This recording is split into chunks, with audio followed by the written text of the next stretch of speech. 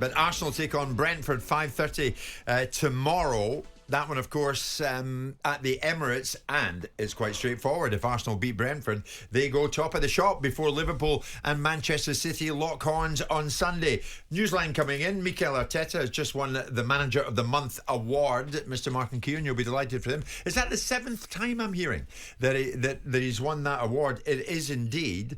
And Arteta's been talking pre-match, because obviously when the conversation about the opponent Brentford comes up, inevitably, so too does Brentford's Ivan Toney. I don't talk about any other player, because if not, I have to be ruling out every player in the market, because we are with a lot of players. That's it. And just one on following up on that, in terms of the striker generally, obviously you've been scoring goals all over the place recently. Yeah. Does that change your thinking about the summer and whether you need a forward?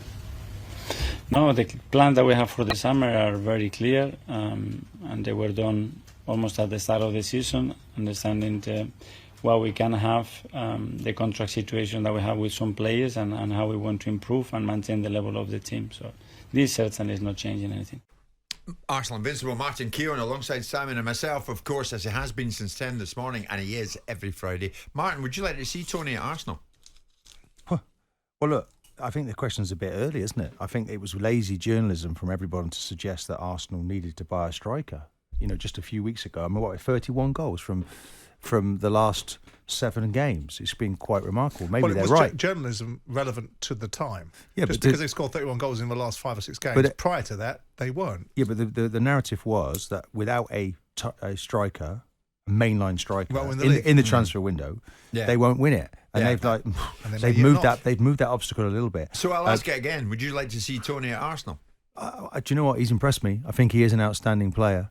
Let's see whether or not that's going to be the target in the summer. But for now, do you think he's an Arsenal player? I mean, could potentially choke on things. Well, you maybe know, don't you, what deals might be having in the future. You seem well connected to lots of people, and maybe Ivan Toney might be somebody that you're talking to or helping. I don't know. Well, he met his dad, didn't he? Yeah. He might be dead, but he has a big impression on people, Simon. He resonates across our game. And maybe he would... I don't think it'd be a bad move for Ivan Toney, by the way, to go to Arsenal. There we are. We got there. So you don't think it would be a bad move? No, but let's back what's there at the moment. Arsenal are scoring goals from all directions. I still feel City will be champions. I backed them at the start of the season, which goes with what I'm suggesting this weekend. But Arsenal need to just focus on what they're doing.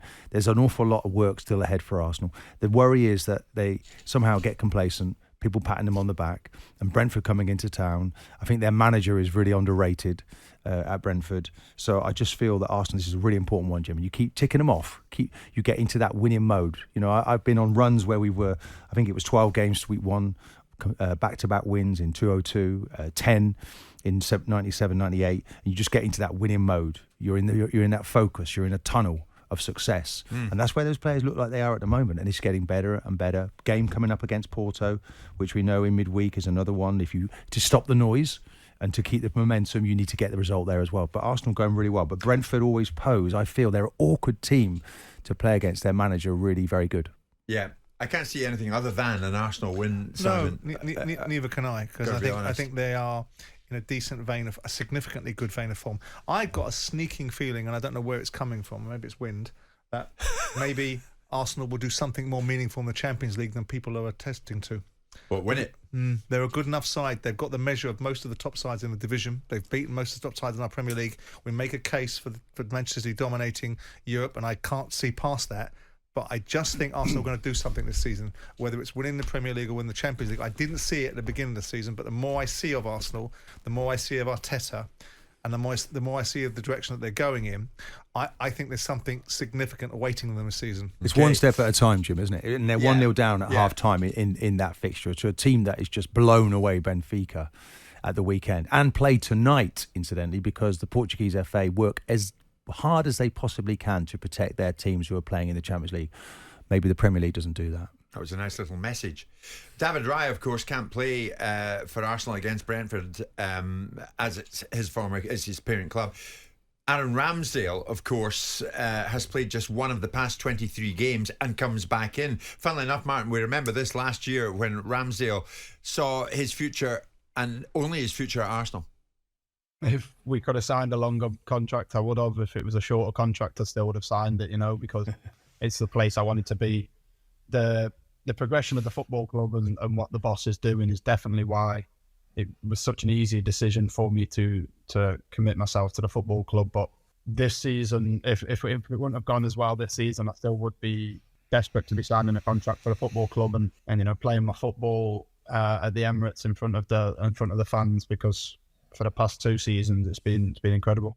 So after that, you hardly featured with the arrival of Riot. So Martin, could we look upon this as Ramsdale's final appearance? Well, and it's interesting because there seemed to be an enormous amount of pressure on Aaron the last time he played in this game earlier in the season. He made a couple of uncharacteristic mistakes, which he put right.